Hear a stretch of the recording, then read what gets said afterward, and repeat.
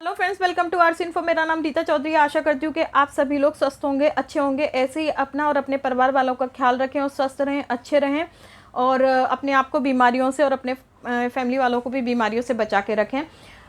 जो मेरे new viewers हैं और ओल्ड व्यूअर्स हैं उन लोगों के लिए बता दूं कि हमारे चैनल पर एवरी वीक एक एमसीक्यू सीरीज़ आती है। इसके अलावा एक पर्टिकुलर टॉपिक पे वीडियोस चलते हैं। जब वो टॉपिक फिनिश हो जाता है तो अदर टॉपिक पे वीडियोस आना शुरू हो जाते हैं। कुछ डिमांडेबल भी वीडियोस आते हैं, जैसे कि आज का वीडियो जो है डिमांड के साथ है।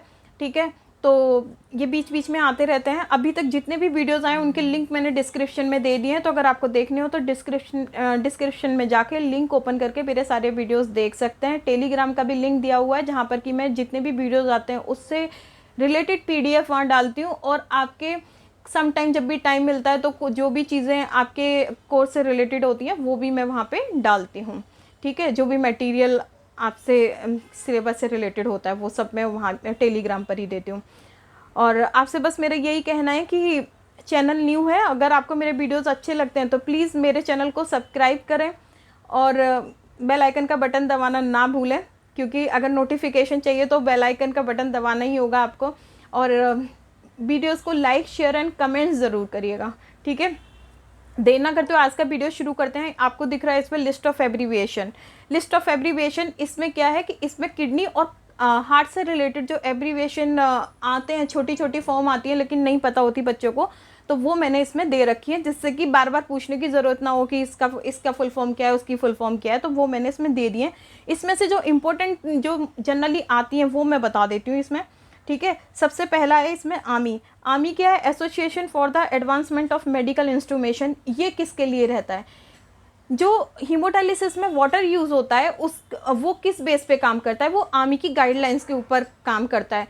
आमी ने बताया, एक स्टैंडर्ड बताया कि इसमें एल्युमिनियम इतनी होनी चाहिए, क्लोरीन इतना होना चाहिए। उसी आमी की गाइडलाइंस को हम फॉलो करते हैं हीमोडायलिसिस वाटर की देखरेख के लिए। ठीक है, दूसरा इसमें से ACE इम्पोर्टेंट है और आपका AKI इम्पोर्टेंट है, बाकी तो इतना कुछ नहीं लग रहा है। और ARF वगैरह तो नॉर्मल है कि ये पूछा ही, मोस्ट प्रोबेबली आप पढ़ेंगे तो आता ही आता है। ये भी इम्पोर्टेंट है। ये भी एक अन्ना आता है जो बताने लायक है मेरे लिए। अन्ना क्या है? American nephrology nurse association. देखिए, आमी सब ने पढ़ा होगा, अन्ना बहुत कम लोगों ने पढ़ा होगा। तो अन्ना किसके लिए यूज़ होता है? जो CRRT करने के लिए जो गाइडलाइन देती है संस्था, वो कौन सी? अन्ना है। अन्ना की गाइडलाइंस के अकॉर्डिंग हम CRRT के जो रूल रेगुलेशन उसको फॉलो करते हैं। ठीक है, इसके बाद आता है BBB, ब्लड बॉर्न वायरस। इतना नहीं है लेकिन BUN आपको बहुत कई बार मिलेगा। ब्लड यूरिया नाइट्रोजन जिसे बोला जाता है। BMI आपका बॉडी मास इंडेक्स। और तो ये आपके आते ही आप सभी लोगों को पता ही होगा। CAPD आपका, कैग्रा आपका, CFU जो बैक्टीरियल कॉलोनी वगैरह के लिए CFU यूज़ करते हैं हम लोग, CNS, CBC। ठीक है, ये टेस्ट के लिए जो ब्लड के लिए टेस्ट जो भेजते हैं, तो कंप्लीट ब्लड काउंट के लिए आपका chronic kidney disease, CRF, CRRT। सी से रिलेटेड मोस्ट प्रोबेबली जितने भी टर्म्स हैं वो इम्पोर्टेंट हैं। अब क्यों है ये आपको बता देती हूँ। एक तो CPR वगैरह ये सब चीज़ें हम करते ही हैं। अब ये जो नीचे दिख रहे हैं CRCL, ये भी क्रेटिनिन क्लियरेंस है। ठीक है, ये भी हम लोग यूज़ करते हैं। CSF सेरेब्रो स्पाइनल फ्लूइड है, ये भी बहुत बार आता है पढ़ते समय। और CABS, CBBH। अब ये सारे क्या हैं? CBBHDH तक। CRRT जो लोग करते हैं उनके लिए ये इम्पोर्टेंट है, क्योंकि ये टर्म्स कहाँ यूज़ होते हैं? CRRT के लिए यूज़ होते हैं। ठीक है, इसमें से आपका DM के लिए पता होना चाहिए, डायबिटीज़ मेलिटस। और DTP के लिए पता होना चाहिए आपको।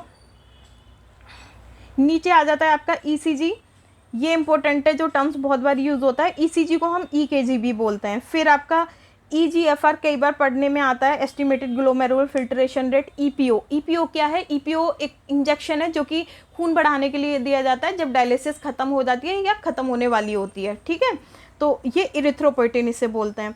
इसके अलावा ESR आपने पढ़ाई है। EU इसमें बाई फॉल्ट आ चुका है। और नेक्स्ट आपका इसमें रहता है EEG, इको। ये टर्म्स बहुत बार यूज़ होते हैं, तो इनकी फुल फॉर्म आपको पता होनी चाहिए। F का मीन्स फिस्टूला। G, जैसे किसी ने पूछा ये कितने गॉज की है, आपको पता चला कि उस पर 70G लिखा हुआ है, 40G लिखा हुआ है, लेकिन आप कैसे पता करोगे कितने गॉज की है?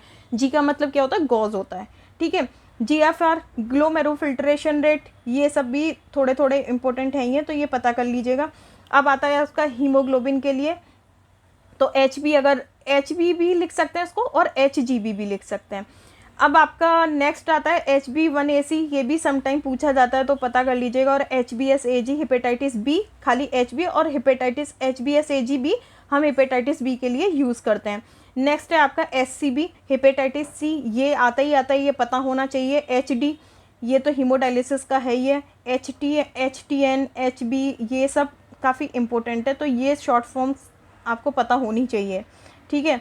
इसके बाद आती है हमारी HIV भी आपको पता ही है कि इम्पोर्टेंट है इसमें। HDL ये भी इम्पोर्टेंट है, और SCT यहाँ पे ये इम्पोर्टेंट है। ICU इम्पोर्टेंट है, इट मीन्स कि आपके यहाँ पे क्या रहा, SCT और हेपेटाइटिस बी वायरस, और वो केवल HB होगा तो हेपेटाइटिस बी, और HB भी होगा तो हेपेटाइटिस बी वायरस, ठीक है।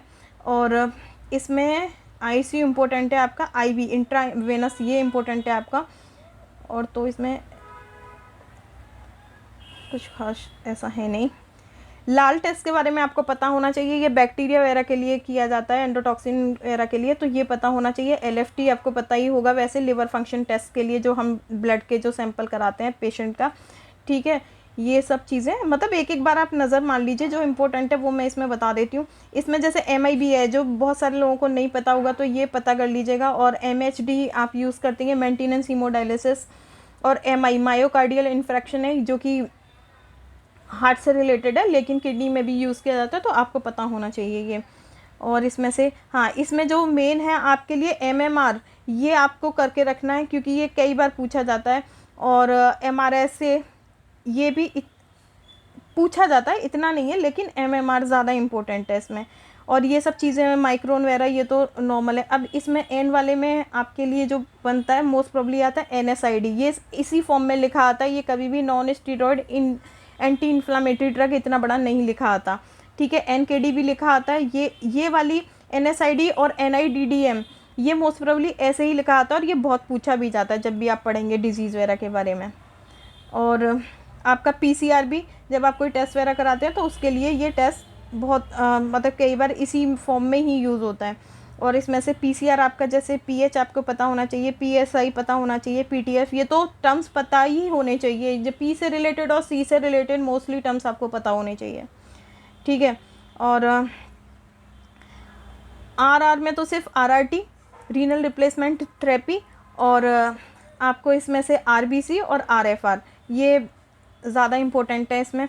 और यहाँ पे देखिए, अगर लिवर से रिलेटेड या कोई इन्फेक्शन वगैरह हो जाता है तो जो टेस्ट कराते हैं उसके लिए हमें आपको STD के बारे में पता होना चाहिए। SGPT, SGOPT, SGOT और SGPT ये मस्ट है, ये आपको पता होने चाहिए। SOB जब भी CPR वगैरह या कोई अदर टॉपिक पे हम पढ़ते हैं ना, जब तो कई बार SOB लिखा होता है, तो शॉर्टनेस ऑफ ब्रीथ, जैसे डॉक्टर बोलता है कि इसको SOB हो रहा है, मीन शॉर्टनेस ऑफ ब्रीथ हो रहा है, ठीक है। तो ये सब आपको टर्म्स पता होने चाहिए। अब यहाँ पे जो SPKT/B दे रखा है, इसमें क्या सिंगल पूल KT/B है, कहीं कहीं पे EKT/B दे रखा है, तो वहाँ पे क्या होगा एस्टिमेटेड KT/B है, ठीक है।